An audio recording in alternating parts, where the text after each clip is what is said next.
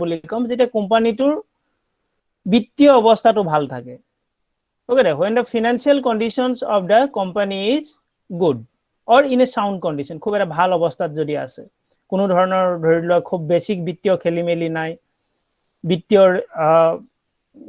পজিশনটো যেনেকুৱা বিচাৰে তেনেকুৱা থাকে তাৰ উপৰি কোম্পানী এটাত আন কিছুমান কথা আছে যেনেকৈ কোম্পানীটোৰ মেনেজমেন্ট কেনেকুৱা এই ধৰণৰ কথাও ফান্ডামেন্টালত আহিব but still the dominant or the most important criteria of finding the company or knowing the company is the financial ratios or financial situation of the company so প্ৰতিষ্ঠান এটা বা কোম্পানী এটাৰ যেটো বিত্তীয় ব্যৱস্থা এটো আমি খুব সহজে আলোচনা কৰি দিব নোৱাৰো ওকে সাধাৰণ মানুহৰ কাৰণে এটো সম্ভৱ নহয় যিবোৰ ধৰিলা চাৰ্টাৰ্ড একাউন্টেন্ট বা যিবোৰ একাউন্টেন্সি পঢ়িছে কমাৰ্চ পঢ়িছে তেওঁলোকৰ বিজনেস ইকোনমিক্স পঢ়িছে তেওঁলোকৰ কাৰণে উজু but for the common people like you and me তোমালোকৰ নিচিনা মানুহৰ কাৰণে মোৰ নিচিনা মানুহৰ কাৰণে so it is not that easy to analyze the whole company বস্তুটো ক্লিয়াৰ হৈছে গোটেই কোম্পানীটো মই এনালাইজ কৰিব নোৱাৰো so তাৰ পৰিৱৰ্তে মই কি কৰিব পাৰো কিছুমান বিশেষ বস্তু মই চাব পাৰো we can analyze some particular aspects of a company যিবোৰ এসপেক্টস আমি এনালাইজ কৰিবৰ কাৰণে সহজ হোৱাকৈ কিছুমান ফিনান্সিয়াল ৰেশিও আছে কিছুমান বিত্তীয় অনুপাত আছে বিত্তীয় অনুপাত কিছুমান আছে সেই অনুপাতবোৰৰ বিষয়ে আমি জানা উচিত ক্লিয়াৰ হৈছে বিত্তীয় অনুপাতবোৰৰ বিষয়ে জানিব লাগিব সো বিত্তীয় অনুপাত বহুত আছে প্ৰায় 10-12টা মান আছে সো গুটেইখিনি জনাৰো আমাৰ দৰকাৰ নাই ইমান আমি বেসিক কেইটামান বিত্তীয় অনুপাত আমি ইয়াত শিকিম আগো মই কৈছে যে PE PB ৰেশিও এই দুটা হৈছে আটাইতকৈ গুৰুত্বপূৰ্ণ তাৰ পাছতে যদি আমি চাবলৈ যাওঁ কোম্পানীটোৰ ফিনান্সিয়াল ৰেশিওবোৰ আমি চাব লাগিব কোম্পানী এটাৰ PE আৰু PB ৰেশিও যেতিয়া ভাল হয় তেতিয়া হলে ডেফিনেটলি তাৰ ফিনান্সিয়াল ৰেশিওবোৰ ভালেই থাকে হেতু এটা আমি মোটামুটি এটা ধৰি লব পৰা কথা সো আমি কি ফিনান্সিয়াল ৰেশিও এটা আলোচনা কৰিম সেইখিনি ডিসকাস কৰোঁ ওকে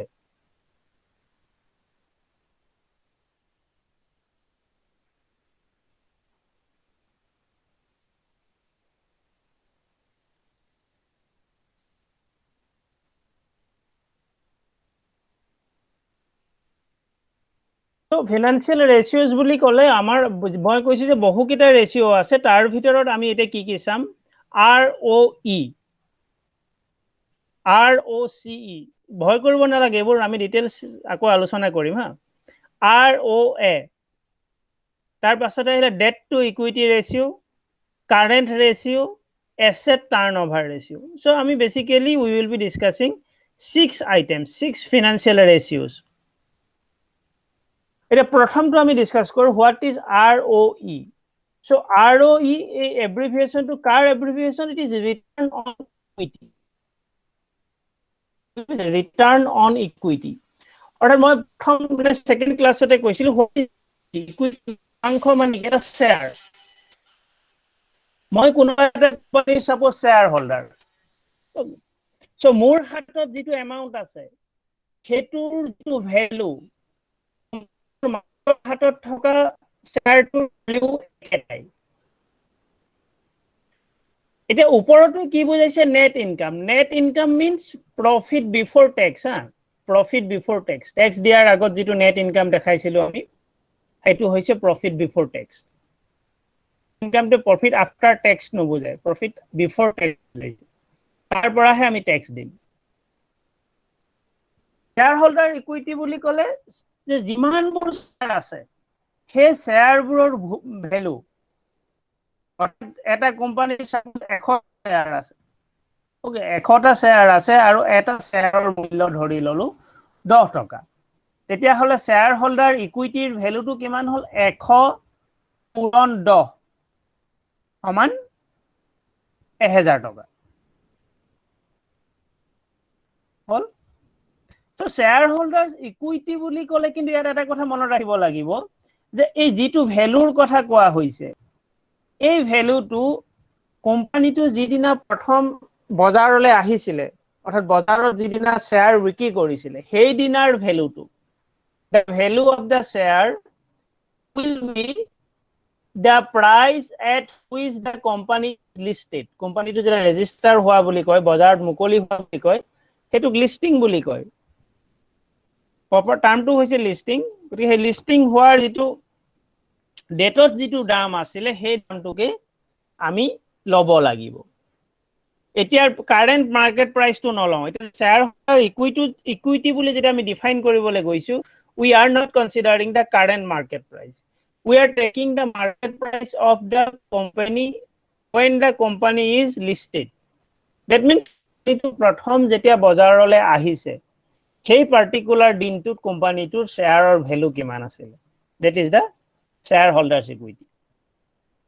So শ্বেয়াৰবোৰ কাৰ হাতত থাকিব পাৰে শ্বেয়াৰবোৰ কাৰ হাতত থাকে প্ৰমোটাৰ্স যিবোৰক আমি ওনাৰ বুলি কওঁ মালিকৰ হাতত শ্বেয়াৰ থাকে প্ৰেফাৰেন্সিয়েল শ্বেয়াৰ হোল্ডাৰ এইটো মই যেতিয়া তোমালোকক বেলেন্স শিটৰ কথা পঢ়াইছিলো তেতিয়া প্ৰেফাৰেন্সিয়েল শ্বেয়াৰ হোল্ডাৰ যিবোৰে কি কৰে প্ৰপৰচুনেটলি যি লাভ হয় গোটেই লাভটো তেওঁলোকে লৈ যায় শ্বেয়াৰৰ দামৰ উঠানমাত তেওঁলোকে ইমান গুৰুত্ব নিদিয়ে তেওঁলোকৰ কামটো হৈছে কি মই যি পাৰ্চেন্টেজত কোম্পানীটোৱে প্ৰফিট পাইছে সেই পাৰ্চেন্টেজ মোক প্ৰফিটটো দি দিব লাগে তাৰ পাছতে আহিলে common share holder Okay, common shareholder means our নিচিনা যিবোৰ shareholder so মনত ৰাখিব লগা ইয়াত কথাটো হৈছে যে কি who are the preferential shareholder preferential shareholder খিনি আসলতে কোন হয় যিবোৰ financial institutions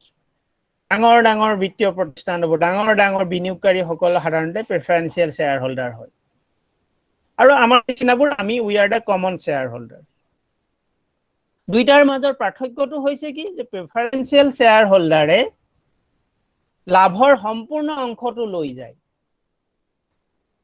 আৰু যিবোৰ কমন শ্বেয়াৰ হোল্ডাৰ আছে শ্বেয়াৰ হোল্ডাৰ আমি লাভৰ গোটেই অংশটো কেতিয়াবা কোম্পানীয়ে মন গলে হৰকে দিব মন গলে কোম্পানী নিদিবও পাৰে যিটো ডিভিডেন্ড বুলি কৈ আছো যে হেতু আমি পাছত আলোচনা কৰিম ওকে আমি আগৰ এটা উদাহৰণ লৈছিল আমি ধৰিলো profit after tax of the company 20 lakh টকা ট্যাক্স প্ৰফিট হল আকৌ আমি ধৰি লৈছো প্ৰমোটাৰৰ শেয়াৰ আছে ধৰি লোৱা 60 লাখৰ হল প্ৰিফাৰেন্সিয়েল শেয়াৰ হোল্ডাৰৰ ভ্যালু হল ধৰি লোৱা 2 লাখ একেদৰে কমন শেয়াৰ হোল্ডাৰৰ ভ্যালু হল 2 লাখ প্ৰথমটো 60 lakh next shareholder it is 20 lakhs and common shareholder it is 20 lakhs. So 60 lakhs plus 20 lakhs plus 20 lakhs. So total value of the equity will be 1 crore. Gute equity mood value hol ki 1 crore. Orthat e ki gute company tur share jitu value tu hoise 1 koti aru e bosorot kiman profit di ase is giving generate of 20 lakhs. Okay, company to ami ki koisu je gote company to share raba de ibar karone share hoa na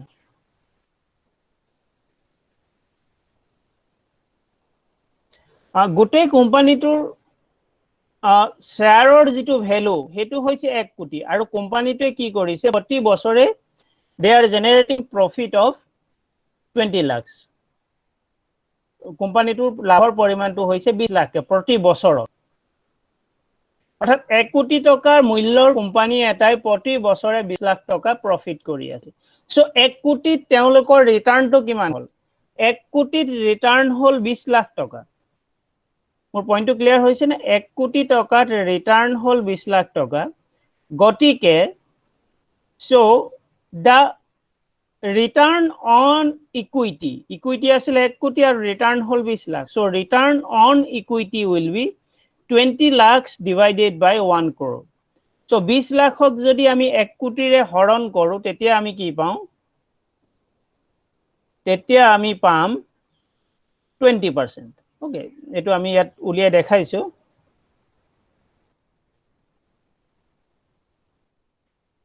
then we will be having the return on equity is 20%. ROE. তোমালোকে যিকোনো ওয়েবসাইটত গৈ চাব পাৰা ROE of any company. So কোম্পানীটোৰ যদি ROE 20% হয় এতিয়া হলে আমি কোম্পানীটো ভাল বুলি কম নে নকম সো এইটো কৰিবলৈ যাওঁতে আমাৰ আকৌ আগৰ কথাটোকে মই ক'ব লাগিব you have to compare with the company sorry with the sector যিটো সেক্টৰত কাম কৰি আছে বেংকৰ লগত বেংকৰ কম্পেয়াৰ কৰিব লাগিব মোবাইল কানেকশন দিয়া কোম্পানীৰ লগত মোবাইল কানেকশন দিয়া কোম্পানীৰ তুলনা কৰিব লাগিব কনজিউমাৰ গুডছ সাপ্লাই কৰাৰ লগত কনজিউমাৰ গুডছ সাপ্লাই কৰাৰ আমি কম্পেয়াৰ কৰিব লাগিব তথাপিও এটা আমি তোমালোকে এটা ধাৰণা ল'ব পাৰা যে if ROE is more than 20 যদি এটা company return on equity more than 20 ঠিক নহয় more than 15% ও যদি হয় then it is a good company চল ৰিটাৰ্ণ অন ইকুইটি যদি 20% 15% বা ইভেন 12%তকৈও যদি অধিক হয় তেতিয়া হলে আমি কোম্পানীটো কি বুলি ক'ব পাৰো it is a good company it depends upon situation but still there are general যিটো আমাৰ law আছে general যিটো আমি মানে ৰুল ফলো কৰো সেই ৰুলটোৰ মতে if it is 15% then it is good if it is 20% then it is better এতিয়া কথা হল ৰিটাৰ্ণ অন ইকুইটিটো বঢ়াব লাগে ৰিটাৰ্ণ অন ইকুইটি বঢ়াবলৈ হলে কি কৰিব লাগিব either you can increase the profit of the company or reduce the shareholders equity so shareholders equity to আমি কোনো কাৰণত কমাব নোৱাৰো in no circumstances you can reduce the shareholders equity so at the best you can do খুব বেছি আমি কি কৰিব পাৰিম we can increase the profit of the company when the profit of the company increases যেতিয়া company এটাৰ profit to বাঢ়ি যায় তেতিয়াই কি হ'ব ROE বাঢ়ি যাব so কোম্পানীটোৰ মূল কামটো হ'ব আমি যদি চাম আমি কি চাম ROE টো বেলেগৰ লগত কম্পেয়াৰ কৰিমেই হল বেলেগৰ লগত আমি ROE কম্পেয়াৰ কৰিম সাপোজ ৰিলায়েন্সৰ যদি আমি ROE কম্পেয়াৰ কৰিব লগিয়া হয় we will be comparing it with Airtelৰ লগত ROE কম্পেয়াৰ কৰিম ভাল নে বেয়া চাম তাৰ উপৰি আন এটা বস্তু আমি কি চাম যে যেটো ROE আমি কম্পেয়াৰ কৰিছো এটো আমি যোৱা বছৰৰ তুলনাত বাঢ়িছে নে কমিছে বা যোৱা 5 বছৰত ROE কিমান বাঢ়িছে কিমান কমিছে এই ধৰণৰ বস্তুবোৰ কিন্তু আমি লগতে চাই যাব লাগিব আদাৰৱাইজ তুমি ইনে ROE 25% আছে ভাল 10% আছে 5% আছে বেয়া গতিকে এই ধৰণৰ এটা সিদ্ধান্তলৈ আহিলে নহব সো ফান্ডামেন্টাল এনালাইসিসত হদাই আমি চাব লাগিব যে সেক্টৰৰ লগত কি অৱস্থা হৈ আছে সেই খণ্ডটোৰ লগত কি সিচুৱেশন আৰু সময়ৰ লগে লগে তাৰ অৱস্থাটো ভাল হৈছে নে নাই what is the progress with time company এটা হয়তো প্ৰথম অৱস্থাত খুব বেয়া হ'ব পাৰে ৰিটাৰ্ণ অন ইকুইটি কম থাকিব পাৰে কিন্তু লাহে লাহে যদি তাৰ প্ৰফিট বাঢ়ি গৈ থাকে তেতিয়া হলে ৰিটাৰ্ণ অন ইকুইটি কি হ'ব পাৰে ইট মে গো আপ ই বাঢ়ি গৈ থাকিব পাৰে গতিকে সেই বস্তুটো তুমি চোৱাটো দৰকাৰী তো নেক্সট আহিলে আমাৰ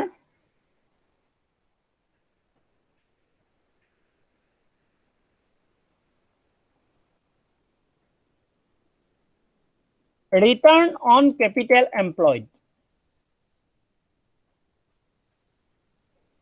ROCE প্ৰথমটো আছিল ROE আৰু এতিয়া হৈছে ROCE return on capital employed so ইয়া কিয় লাগে it measures the performance of the company টোৱে কাম কেনেকুৱা কৰি আছে যিমান ক্যাপিটেল লগাইছো এনেকুৱাটো হ'ব নালাগে যে ক্যাপিটেল ধেই লগাইছো কিন্তু একো প্ৰডাকশন পোৱা নাই একো প্ৰফিট পোৱা নাই ওকে আমাৰ হ'ব লাগে কি আমি যিমান ক্যাপিটেল লগাইছো তাৰ তুলনাত আমি কি পাব লাগে we should generate more and more profit আমি যিমান মূলধন লগাইছো তাত যিমানে বেছি প্ৰফিট পাওঁ হিমানে মোৰ কাৰণে ভাল সেইকাৰণে কৈছে ৰিটাৰ্ণ অন ক্যাপিটেল এমপ্লয়েড টো ভাল হ'ব লাগে ৰিটাৰ্ণ অন ক্যাপিটেল এমপ্লয়েড যেতিয়াই ভাল হ'ব তেতিয়াই আমাৰ কি হ'ব কোম্পানীটোৰ পাৰফৰম্যান্সটো ভাল বুলি গম পাম নহলে এনেকুৱা হ'ব যে তুমি কোটি ঘৰত টকা লগাই আছা আৰু কোম্পানীটোৱে তোমাক প্ৰফিট দিছে ধৰিলা 1% বা 2% so that performance of the company is not good in such cases যদি 1 কোটি টকা লগাইছা আৰু যদি তুমি বছৰি 20 লাখ টকা ইনকাম কৰিছা then that is good otherwise তুমি যদি 1 কোটি টকা লগাই যদি খুব বেছি 2 লাখ 3 লাখ 1 লাখ প্ৰফিট পাইছা then it is not good আৰু এই বস্তুটো চাবৰ কাৰণে আমাক কি লাগে we should have the return on capital employed যিমান মূলধন লগাইছো তাৰ প্ৰতিদান কিমান অৰ্থাৎ এইটো তোমালোকৰ যেটো ইকোনমিক্সত আছে যে মূলধনৰ প্ৰত্যাশিত প্ৰতিদান মাৰ্জিনাল মূলধনৰ প্ৰান্তিক দক্ষতা marginal efficiency of capital so marginal efficiency of capital উলিয়াওঁতে কি কৰিছিল price of the capital and average expected yield of the capital মূলধনটোৰ প্ৰত্যাশিত বাৰ্ষিক প্ৰতিদান কিমান একেটাই কথা ROCE যিমান মূলধন লগাইছো তাৰ পৰা মই কিমান প্ৰতিদান পাইছো অৰ্থাৎ মই যদি 1 কোটি লগাইছো মই আশা কৰিম 15-20 লাখ টকা পাম যদি 15-20 লাখ টকা পোৱা নাই then it means my return on capital is not good so হেকাৰণে ইয়াৰ মই খুব বেছি দীঘলীয়া আলোচনা কৰা নাই খুব ক্লিয়াৰলি ইয়াত আছে খুব ক্লিয়াৰলি এনেকুৱা হৈ আছে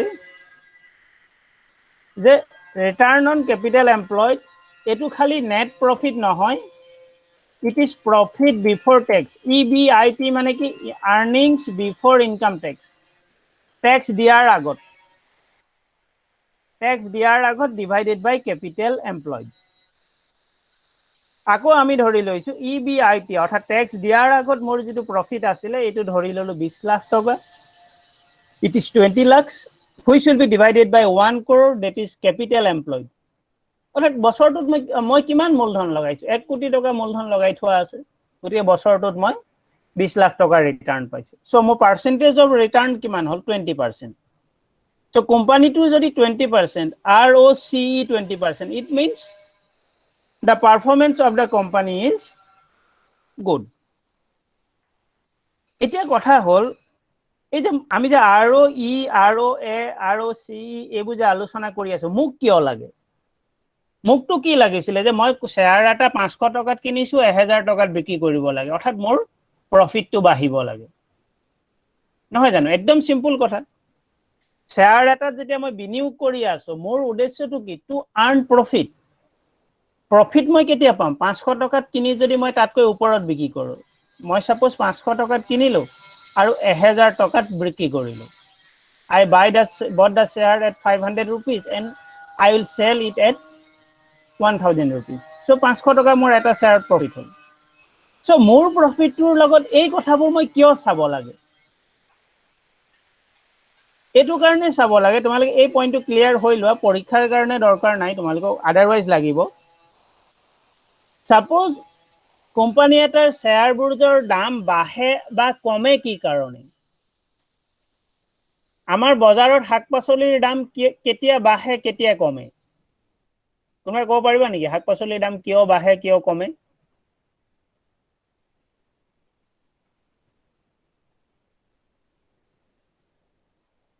কাৰোবাৰ আইডিয়া আছে নে বজাৰত যে আমাৰ শাক-পাচলিবোৰ ওলাইছে কেতিয়াবা বহুত দাম হয় এতিয়া কবি কেজি প্ৰায় 60-70 টকা যেতিয়া জানুৱাৰী ফেব্ৰুৱাৰী মাহ পাইগে কবি কেজি 8 টকা 10 টকা হয়গে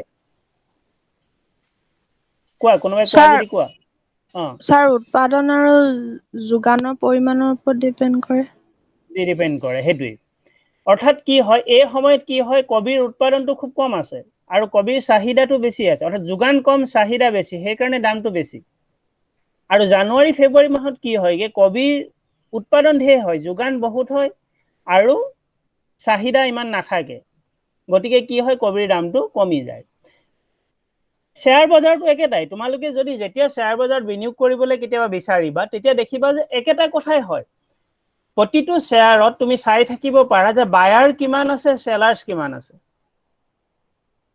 খুব ইন্টাৰেস্টিং বস্তুবোৰ তুমি চাই থাকিব পাৰা ৰিলায়েন্সৰ শেয়াৰটো এই মুহূৰ্তত কিনিবৰ বাবে বজাৰত বিক্ৰেতা কিমান আছে আৰু ক্ৰেতা কিমান আছে anyone can see that so আমি ডেফিনেটলি গম পাম যদি বিক্ৰেতা বেছি আছে আৰু ক্ৰেতা কম আছে তেতিয়া হলে দামটো কমি যাব আৰু যদি ক্ৰেতা বেছি আছে বিক্ৰেতা কম আছে তেতিয়া হলে দামটো বাঢ়ি যাব একেটাই কথা আলু কবি নিচিনা একেটাই আলুত কি হ'ব যেতিয়া বিক্ৰেতা কম থাকে ক্ৰেতা বেছি থাকে দামটো বাঢ়িব আৰু যেতিয়া বিক্ৰেতা বেছি থাকে ক্ৰেতা কম থাকে তেতিয়া দামটো কমিব হল সো শেয়াৰটো একেটাই যেতিয়া ক্ৰেতা বেছি থাকিব বিক্ৰেতা কম থাকিব চাহিদা বাঢ়িব তাৰ ফলস্বৰূপে কি হ'ব শেয়াৰৰ দামটো বাঢ়ি গৈ থাকিব এটা এইটোৰ লগত এই যে ফাইনান্সিয়েল ৰেচিঅ' বা তোমাৰ ফাণ্ডামেণ্টেল এনালাইচিছৰ সম্পৰ্কটো কি? সম্পৰ্কটো হৈছে যে মই কোম্পানী এটাৰ শ্বেয়াৰ এটা কিনিছো,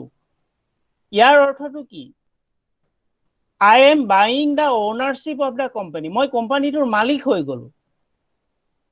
মই যদি ৰিলায়েন্সৰ শ্বেয়াৰ এটা কিনিছো, তাৰ অৰ্থটো হৈছে কি?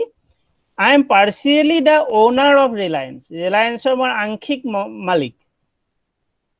গতিকে পৃথিৱীৰ কোনো মানুহে এই লোকচান ভৰি থকা পাৰফৰমেন্স বেয়া কোম্পানী এটাত বিনিয়োগ কৰিবলৈ যাব জানো? হয় নে নহয়? যিবোৰ কোম্পানীৰ কোনো অস্তিত্ব নাইকিয়া হৈ গৈ আছে, সাপোজ ভডাফোন আইডিয়া।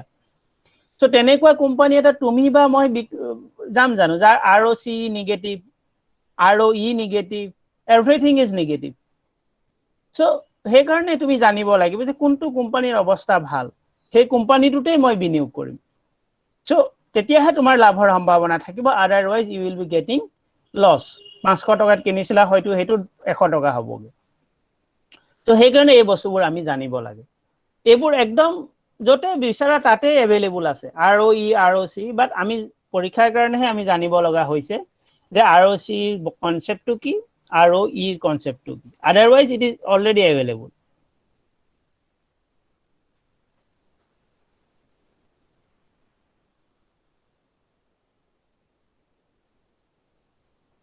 ROC আমি গলো, এইটো ইমানেই আৰু, ইমান বেছি হেৰি নহয়। So return on asset. Now let us discuss what is return on asset. So return on asset to hoise ami ROA boli koisu. ROA is operating profit. Bananto bhole ase, operating profit divided by total assets. Operating profit to karbar monot ase niki? Operating profit to ki asile? Eto n to na lage. Eto bhole hoye ase. So operating profit to কোনটো আসলে? So total revenue পৰা আমি যদি cost of production আৰু administrative cost to বাদ দিও, তেতিয়া যিটো থাকে হেতুৱে হৈছে operating profit. So operating profit means total revenue minus cost of production minus administrative expenditure. That means কোনোবা এটা কোম্পানীয়ে উৎপাদন কৰিছে, উৎপাদন কৰি যিটো আয়ৰ পৰা আমি কি বাদ দিছো? প্ৰথম বাদ দিছো উৎপাদন ব্যয় বাদ দিয়াৰ পাছতো আমি কিছুমান বস্তু বাদ দিব লাগে, যেনেকৈ এডমিনিষ্ট্ৰেটিভ এক্সপেন্ডিচাৰ।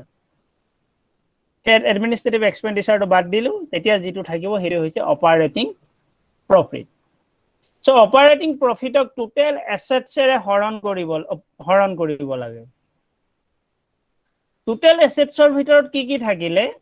এছেটছক আকৌ আমি দুটা ভাগত ভাগ কৰো। এটা হৈছে কাৰেন্ট এছেট, চলিত মূলধন, আৰু আনটো হৈছে অচলিত মূলধন, নন কাৰেন্ট এছেটছ। এইটো আসলতে অসমীয়াত আমি চলিত অচলিত কোৱাতকৈ আমি এটা ক'ব পাৰো যে হ্ৰস্বকালীন মূলধন আৰু দীৰ্ঘকালীন মূলধন। এটা শ্বেয়াৰ মাৰ্কেটৰ যিবোৰ কোম্পানী আছে বা কোম্পানী এক্ট অনুসৰি যিবোৰ এছেট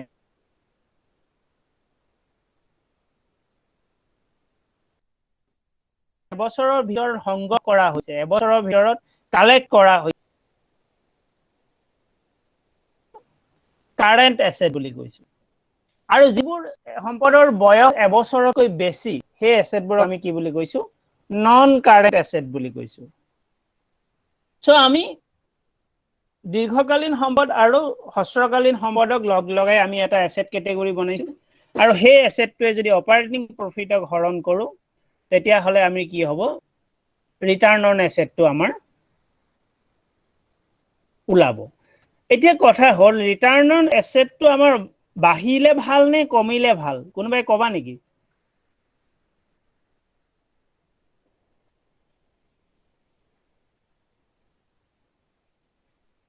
ৰিটাৰ্ণ অন এছেটটো বাঢ়িলে ভাল হ'ব নে বাৰু কমিলে ভাল হ'ব?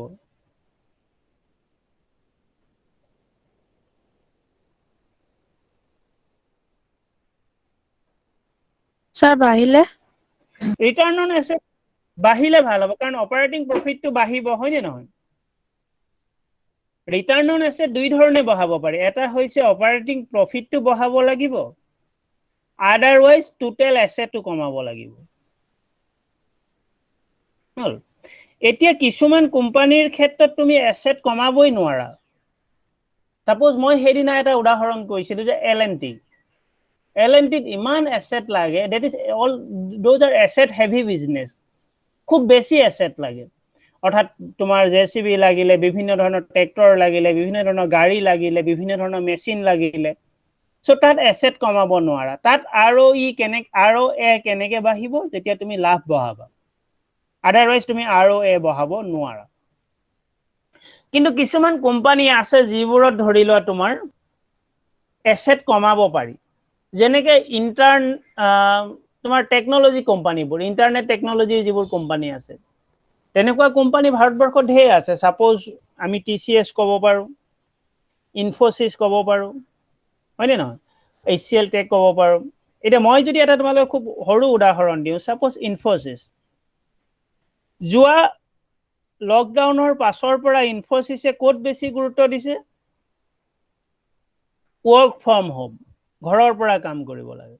চ' ঘৰৰ পৰা যিহেতু কাম কৰিছে, এই অফিচত তাহাঁতৰ যিটো খৰচ আছিলে, অফিচৰ যিবোৰ সম্পদ আছিল, এই সম্পদবোৰ তাহাঁতে ইমান বেছি যোগাৰ কৰিব লগা হোৱা নাই। আগতে ধৰি লোৱা গৰম দিনত প্ৰতিটো ৰুমত এটাকে AC দিব লাগিব, সেইটো কোম্পানীটোৰ কাৰণে সম্পদ হৈ গ'ল, হয়নে নহয়? এছেট বাঢ়ি বাঢ়ি গৈ থাকে, ফলত ROAটো কমি কমি আহি থাকে। এতিয়া ৱৰ্ক ফ্ৰম হোম কৰাৰ লগে লগে কোম্পানীয়ে আগতে যদি 50টা ৰুমৰ এটা ঘৰ লৈছিলে, এতিয়া 20টা ৰুমৰ এটা ঘৰতে কাম চলাব পাৰে, হয়নে নহয়? আগতে 50টা ৰুমৰ এটা ঘৰ লৈছিলে। Now as they adopted work from home, so they can run on a very small buildings, অৰ্থাৎ 20টা ৰুমৰ এটা ধৰি লোৱা ঘৰ ল'লে। তাৰ ফলস্বৰূপে কি হ'ল? আগতে 50টা ৰুমৰ এটা ঘৰ আছিলে, সেইটো তাহাঁতৰ এছেটছ আছিলে। এতিয়া এছেটৰ পৰিমাণটো কমি গ'ল, ফলস্বৰূপে প্ৰফিটৰ পৰিমাণটো, ROAৰ পৰিমাণটো বাঢ়ি যাব। চ' তেনেকেও কৰিব পৰা যায়। But whatever may be the way, যি ধৰণেই তুমি নকৰা, ROAটো বাঢ়িলে ভাল। এই তিনিওটাতে মই তিনিওটা উদাহৰণে কৈছো যে 15%ৰ আশে পাশে থাকিলে আমি সেই কোম্পানীটো কিনাৰ কথা আমি ভাবিব পাৰোঁ। 15%ৰ আশে পাশে থকা ভাল, তেতিয়া আমি কোম্পানীটো কিনিবলৈ আমি আগবাঢ়িব পাৰোঁ। সেইটোৱে অপাৰেটিং প্ৰফিট। ROA, এছেট কিমান আছিলে? ধৰি ললো 20 লাখ এছেট আছিলে, 2 কোটি এছেট আছিলে, 40 lakh operating profit. So' it will be 20%।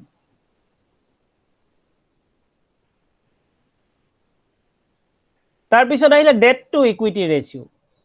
এতিয়া যদি আমি চাওঁ যে ভাৰতবৰ্ষত যিমানবোৰ কোম্পানী আছে, ডাঙৰ সৰু প্ৰায় সকলোবোৰ কোম্পানীৰে ধাৰ আছে, ঋণ আছে। সকলোবোৰ কোম্পানীয়ে ঋণ আছে, এনেকুৱা নাই ৰিলায়েন্সৰ নিচিনা ডাঙৰ ডাঙৰ কোম্পানীৰ বহু কোটি টকাৰ ঋণ আছে, বহু লাখ কোটিত ঋণ আছে। চ' no one can avoid that, ঋণ ল'বই লাগিব কোম্পানীবোৰে, কাৰণ একে সময়তে কি হয়, they are to make huge expenditure, বহুত বৃহৎ পৰিমাণৰ খৰচ কৰিব লগা হয়। So' in order to manage that expenditure they are taking debt. But whatever may be the reason, কোম্পানীবোৰে কি হয়, ধাৰ ল'ব লগা হয়। চ' ধাৰৰ লগত ইকুইটিৰ যিটো ৰেচিঅ', সেইটোৱে হৈছে ডেট টু ইকুইটি ৰেচিঅ'। ডেটটো দুই ধৰণৰ হ'ব পাৰে বুলি কৈছে, এটা হৈছে হ্ৰস্বকালীন, আনটো হৈছে দীৰ্ঘকালীন। Long term debt and short term debt. Short টাৰ্মটো কি হয়, যাৰ যিটো ঋণ 12 মাহৰ ভিতৰত পৰিশোধ কৰিব লাগিব, ডেট ইজ শ্বৰ্ট টাৰ্ম। আৰু যিটো ডেট 1 yearতকৈ বেছি সময় আমি থব পাৰিম, সেইটো কোৱা হ'ব লং টাৰ্ম ডেট। দুইটা মিলাই ডেট হৈছে, শ্বৰ্ট টাৰ্ম আৰু লং টাৰ্ম কি হৈছে মিলাই আমাৰ ডেট হৈছে। আৰু ইকুইটি আমি যিটো আগতে কৈছিলো যে শ্বেয়াৰ কেপিটেল প্লাছ ৰিজাৰ্ভছ, এই দুইটা মিলাই হৈছে আমাৰ equity. So' debt to equity ৰেচিঅ'টো আমাৰ কাৰণে কম হ'লে ভাল নে বেছি হ'লে ভাল?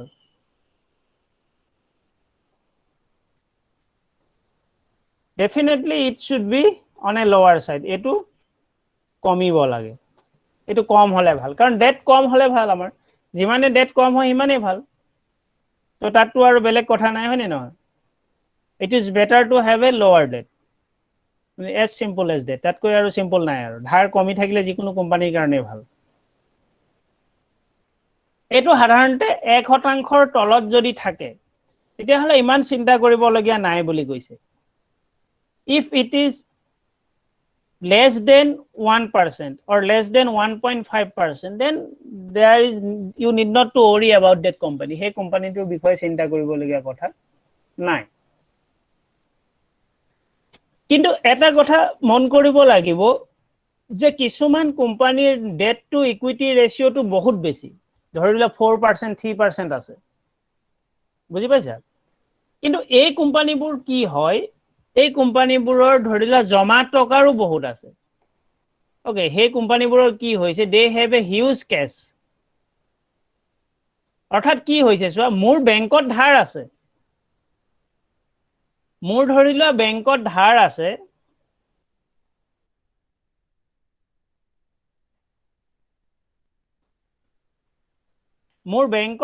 আছে সাপোজ 5 লাখ টকা, আৰু মোৰ ঘৰত ধৰি লোৱা মোৰ জমা আছে 5 লাখ টকা। সো মোৰ একচুয়ালি মই কি হৈছে, মই নেট ডেট ফ্ৰী হয় নে নহয়, মোৰ প্ৰকৃততে মোৰ ইমান ঋণ নাই। বা এনেকে তুমি ক'ব পাৰা যে তুমি বেংকত 5 লাখ টকা ধাৰ লৈ থৈছা, বেংকৰ পৰা লোন লৈ থৈছা 5 লাখ টকা, আৰু তুমি কাৰোবাক 5 লাখ টকা মান ঋণো দি থোৱাও আছে, বা তোমাৰ ঘৰত 5 লাখ টকা এটা নগদ হিচাপেও আছে। It means you are net debt free. নিগুতভাৱে তোমাৰ কোনো ধৰণৰ ঋণ নাই। গ্ৰছ লোন আছে তোমাৰ, বেংকৰ পৰা তুমি 5 লাখ টকা লৈ থৈছা, that is your loan, that is your debt, বাট তোমাৰ হাতত কিন্তু সেই ডেটটো মাৰি দিব পৰাকে পইচাও আছে। সো সেইটো কোৱা হয় নেট ডেট ফ্ৰী কোম্পানী, নিগুত ঋণমুক্ত প্ৰতিষ্ঠান। এটা ৰিলায়েন্সৰ ক্ষেত্ৰত সেইটো হৈ আছে, they have a huge debt, হল বহুত ডাঙৰ তেওঁলোকৰ ধাৰ আছে, but they have a huge cash reserve, অৰ্থাৎ they can pay the debt at any moment of time, যিকোনো মুহূৰ্ততে ধাৰটো মাৰি দিব পৰা হৈ আছে। গতিকে যেতিয়াই তুমি ডেট টু ইকুইটি ৰেচিঅ' চাবা, when you are going to analyze debt to equity ratio, প্ৰথম কথা হল, if it is less than 1%, then it is okay. If it is more than 1% or more than 2%, then you are to look for the cash reserve of the company, whether the company is net debt free or near net debt free, সেই বস্তুটো চাব লাগিব। Okay, date free হয় নে নহয় বা নিয়াৰ date free হয় নে নহয়, সেই বস্তুটো তুমি দ্বিতীয়তে চাব লাগিব। তাৰ পাছতে আহিলে কোম্পানী এটা ডেট থাকিব পাৰে, নেট ডেট ফ্ৰীও নহয়, কোম্পানীটো ধাৰো আছে, হল ধাৰ আছে, নো ডাউট দে আৰ এনকাৰিং ডেট, বহুত বেছি হিউজ এক্সপেণ্ডিচাৰ কৰিব লাগে সাপোজ, সো সেইকাৰণে তেওঁলোকে ধাৰ লৈছে। সো ডেট ইজ অ'কে, ধাৰ লৈ আছে, debt is okay, debt is fine. কিন্তু কথা হ'ল, সেই ধাৰটো ল'বলৈ যাওঁতে কোম্পানীটোৱে ধাৰ ল'বলৈ যাওঁতে এটা গ্যাৰান্টি দিব লাগে নহয় নে নহয়, বেংকক এটা বন্ধকি দিব লাগে। কোম্পানীটোৱে শ্বেয়াৰ বন্ধকি দি থৈছে নেকি, বুজি পাইছানে?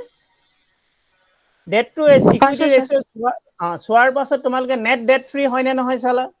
তাৰ পাছত যদি নেট ডেট ফ্ৰী হয় তেতিয়াতো কথাই নাই, মই যিটো ৰিলায়েন্সৰ কথা ক'লো। কিন্তু নেট ডেট ফ্ৰী যদি নহয় তেতিয়াহ'লে তুমি নেক্সট কি চাব লাগিব, যে কোম্পানীটোৱে ধাৰ লওঁতে নিজৰ শ্বেয়াৰবোৰ বন্ধকত দি ধাৰ লৈছে নেকি। মই যে মোৰ হাতত যিবোৰ শ্বেয়াৰ আছে, এই শ্বেয়াৰবোৰ ধাৰ দি মই বেংকৰ পৰা লোন ল'ব পাৰোঁ। মই যেনেকে ঘৰৰ লোন লওঁতে মোৰ মাটিখিনি বেংকৰ নামত থাকে, হয়নে? মই গাড়ী লওঁতে গাড়ীখন বেংকৰ নামত থাকে। ঠিক তেনেকে মই কিছুমান পাৰ্চনেল লোন ল'ব পাৰোঁ বা বিজনেছ লোন ল'ব পাৰোঁ বাই প্লেজিং মাই শ্বেয়াৰ্ছ। মোৰ যিমানবোৰ শ্বেয়াৰ আছে শ্বেয়াৰবোৰ দি মই লোন ল'ব পাৰোঁ। সেই একেটা কাম কোম্পানীবোৰেও কৰে। চ' that is not good for the investors. মোৰ কাৰণে সেইটো খুব ভাল কোম্পানী বুলি মই নকম, যদিহে কোম্পানীটোৱে নিজৰ অংশটো বেংকত গ্যাৰান্টি হিচাপে থৈ, বন্ধক হিচাপে থৈ লোন গ্ৰহণ কৰিছে। ধাৰ থাকিব পাৰে, that is a different question, different matter. But if they are taking those loan by pledging their shares, কোম্পানীটোৱে বন্ধক দি যদি লৈছে তেতিয়াহ'লে সেই কোম্পানীটো মই ভাল বুলি গ্ৰহণ কৰা উচিত নহ'ব। কিয় নহ'ব? কাৰণ কোম্পানীটোৱে যে ধাৰ লৈছে, বুজি পাইছে, ধাৰ যে লৈছে, ধাৰ লওঁতে যে যিবোৰ শ্বেয়াৰ ধাৰ বন্ধকি দিছে এই ধাৰটো যদি মাৰিব নোৱাৰে, if they fail to repay the loan, then the company will sell their shares. Sorry, bank will sell their shares. Banke সেই শ্বেয়াৰবোৰ বিক্ৰী কৰি দিব। হল। So banke শ্বেয়াৰবোৰ বিক্ৰী কৰি দিয়াৰ দুটা বেয়া প্ৰভাৱ থাকিব। One is যেতিয়া বেংকে শ্বেয়াৰ বিক্ৰী কৰিব, একেলগে এগাল শ্বেয়াৰ বিক্ৰী কৰি দিব, হয়নে নহয়? কোম্পানীটো এটা বৃহৎ পৰিমাণৰ শ্বেয়াৰ একেলগে বিক্ৰী কৰি দিব। আৰু সেইটো তোমাৰ সেই জানুৱাৰী ফেব্ৰুৱাৰী মাহত বন্ধাকবি বজাৰৰ নিচিনা হ'ব। কবি ঢেৰ আহি যাব একেলগতে বজাৰলৈ, ফলস্বৰূপে দামটো বহুত কমি যাব।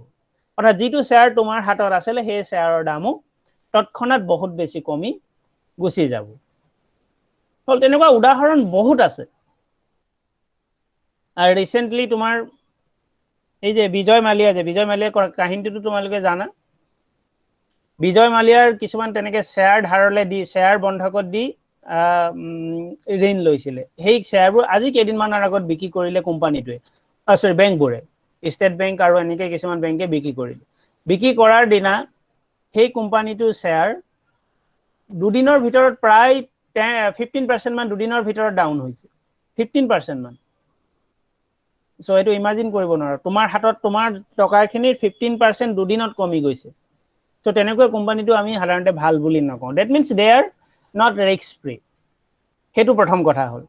দ্বিতীয় কথা হ'ল, চোৱা কোম্পানীটোৱে কি কৰিলে, তেওঁলোকৰ হাতত ধৰি লোৱা 70% শ্বেয়াৰ আছিলে, 20% শ্বেয়াৰ বেংক 70% আছিলে আৰু 30% ধৰিলে বেংকত বন্ধক দি ঋণ গ্ৰহণ কৰিছিলে। 70% আছিলে, 30% বেংকক দি ঋণ গ্ৰহণ কৰিছিলে। বেংকে যদি 30% বিক্ৰী কৰি দিয়ে, তেতিয়া কোম্পানীৰ মালিকৰ হাতত কিমান থাকিলে? মালিকৰ হাতত আগতে 70 আছিলে, বেংকক 30 দি দিলে আৰু বেংকে সেই 30টো বেলেগক বিক্ৰী কৰি দিলে। সো মালিকৰ হাতত থাকিলে 40%। অৰ্থাৎ that owner becomes minority shareholder। 50%তকৈ কমি গ'ল। মালিকৰ কোনো এতিয়া মালিকৰ কথা কোনেও নুশুনে, হয়নে নহয়? এতিয়া ৰিলায়েন্সৰ শ্বেয়াৰটো যদি 49%লৈ কমি যায়, মুকেশ আম্বানীৰ ডমিনেন্স নাখাটিব তাত। মুকেশ আম্বানীয়ে যিটো কয় সেইটোৱে নহ'ব, কাৰণ বাকী 51%-এ যদি নহ'ব বুলি কয়, মুকেশ আম্বানী হ'ব বুলি ক'ব নোৱাৰে। বা মুকেশ আম্বানী নহ'ব বুলি যদি কয়, বাকী 51%-এ যদি হ'ব বুলি কয়, তেতিয়াহ'লেও 51%-ৰ কথাটোহে হ'ব। সো যেতিয়াই মালিকৰ অংশ কমি থাকিব, মালিকেই ভালকে সিদ্ধান্ত ল'ব নোৱাৰিব, সো তেনেকুৱা কোম্পানীবোৰ আমি ফাণ্ডামেণ্টেলি ভাল বুলি নকওঁ। সো সেইকাৰণে ডেট টু ইকুইটি ৰেচিঅ' চাওঁতে আমি চাব লাগিব whether it is less than 1.5. If it is 1.5 or less than 1.5, then it is good.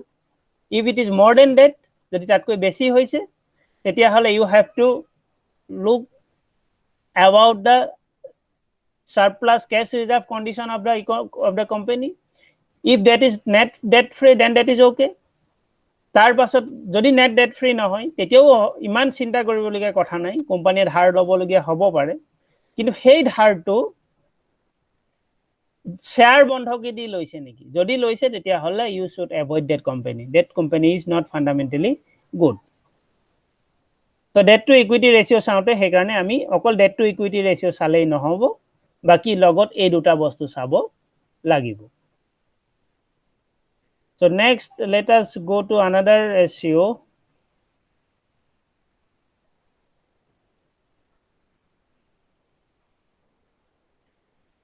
That is current ratio. এতিয়া কথা হ'ল কি যে আমি সাধাৰণতে শ্বেয়াৰবোৰ যেতিয়া কিনো, আমাৰ দুটা উদ্দেশ্য থাকে। এটা হৈছে whether the company is good or company has a better future or a brilliant future, or the company is not good in the long run but it is good in the short run. সেইটো হ'ব পাৰে। Company এটা এনেকুৱা হ'ব পাৰে যে কোম্পানীটো খুব ভাল, কিন্তু এই এবছৰ বেয়া হৈছে, বা কোম্পানীটো খুব বেয়া, এই এবছৰ ভাল হৈছে। মই তোমালোকক এনেকুৱা উদাহৰণ এটা দিব পাৰোঁ। সাপোজ এটা কোম্পানী আছে তোমাৰ PVR, চিনেমা হলৰ নাম PVR, শুনিছানে? আছে আৰু চিনেমা, তাহাঁতৰ অকল চিনেমা হল আছে। অ'কে, কোম্পানীটো that is a very good company, খুব ভাল কোম্পানী, কিন্তু কি হৈছে যোৱা এবছৰ ধৰি সিনেমা হল বন্ধ আছে। সো যোৱা এবছৰ ধৰি কোম্পানীটোৰ অৱস্থা একেবাৰে বেয়া।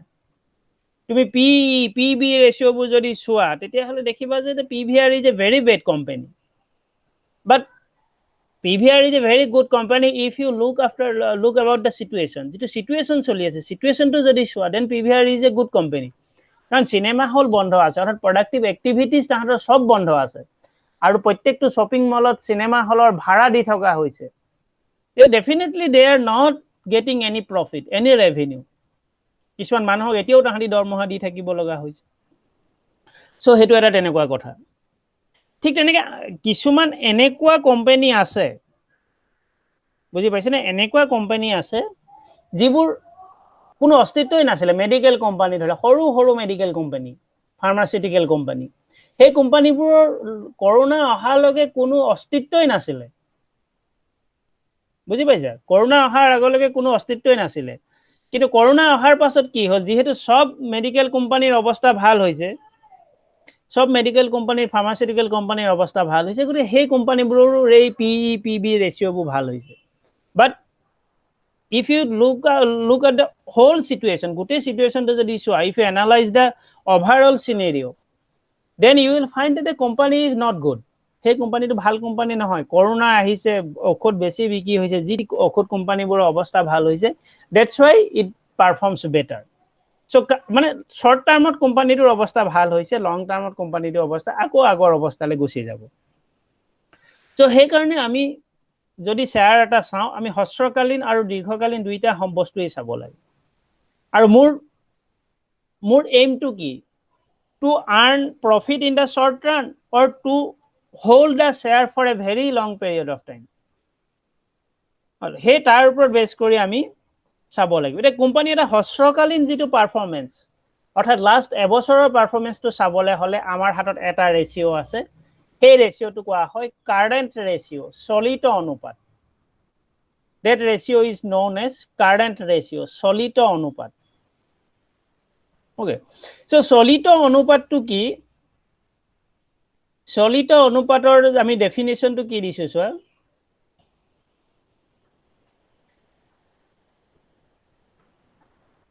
Current ratio is current assets divided by current liabilities।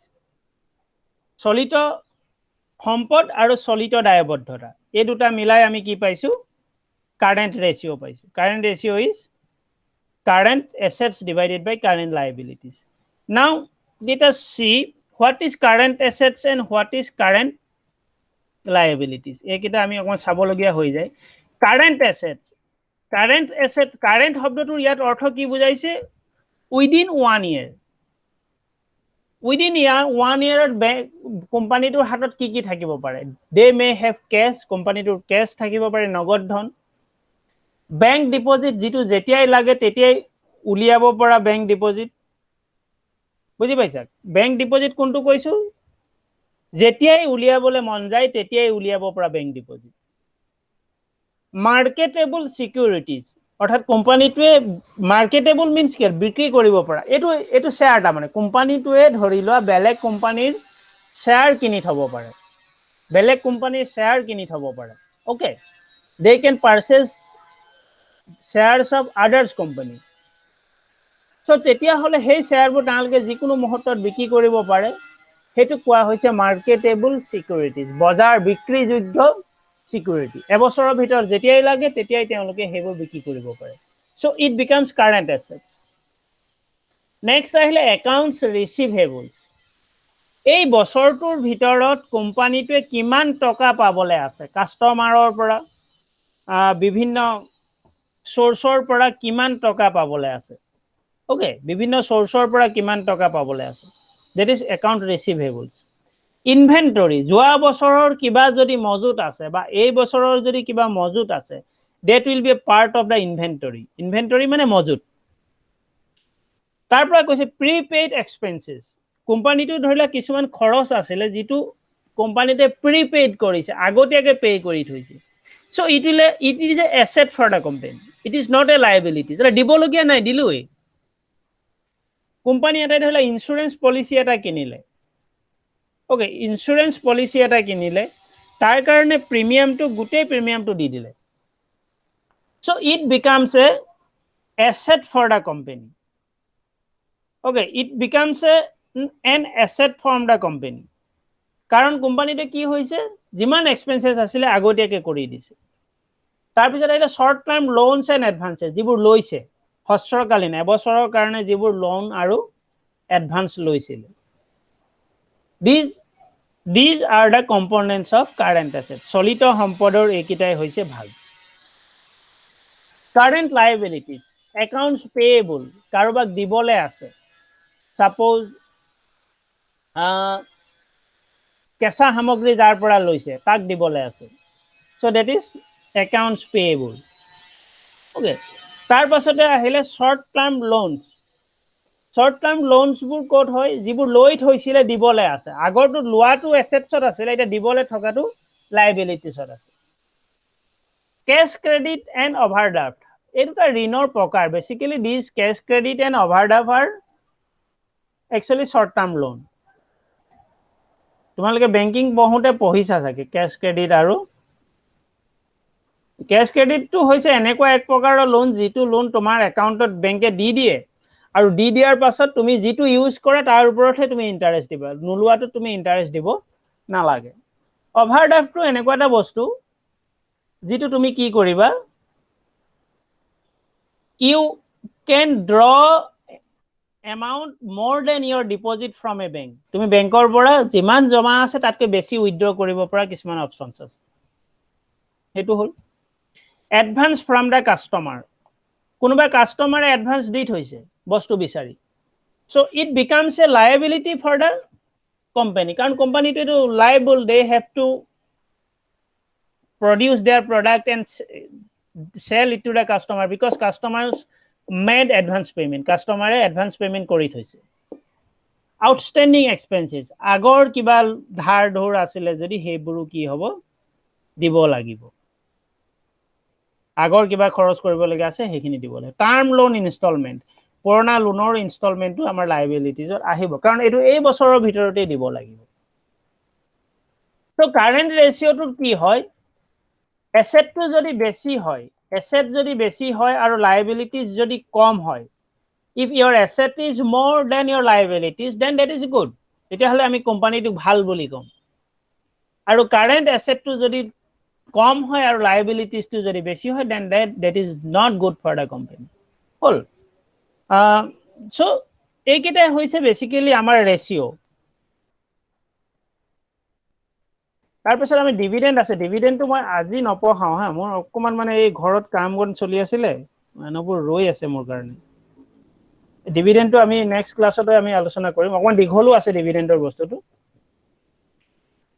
So এতিয়া যে মই ইমানবোৰ পঢ়ালো তোমালোক ইমানবোৰ হেৰি কথা কলো ইমানবোৰ ৰেশিও কলো কিবা কিবি কলো তোমালোকে এটা বস্তু মনত ৰাখিবা এই বস্তুখিনি কি কাৰণে লাগে হেতুহে গুৰুত্বপূৰ্ণ বস্তুখিনি সকলোতে अवेलेबल আছে আৰু শেয়াৰ বজাৰত কোনোটো বস্তু এনেকুৱা নহয় যে it is 100% correct and it is to be followed by everyone এনেকুৱা কথা নহয় মই যে কলো যে কাৰেন্ট ৰেশিওটো যদি লায়াবিলিটিজ বেছি হয় এসেট কম হয় তেতিয়া হলে বেয়া এটা মই পিভিআৰৰ যেটো উদাহৰণ কলো এসেট তাহাঁতৰ নাই কোপৰা আহিব একোই নাই কিন্তু লায়াবিলিটিজ বাঢ়ি গৈ আছে গতি কাৰেন্ট ৰেশিওটো বেয়া গতি তাৰ ওপৰত বেছ কৰি তুমি কোম্পানীটোৰ ওপৰত একো সিদ্ধান্ত ল'ব নোৱাৰা in order to take your decision you have to be clear in your mind about the situations prevailing in the market যিমানবোৰ কথা কৈ আছো all those are true or all those are applicable for normal situation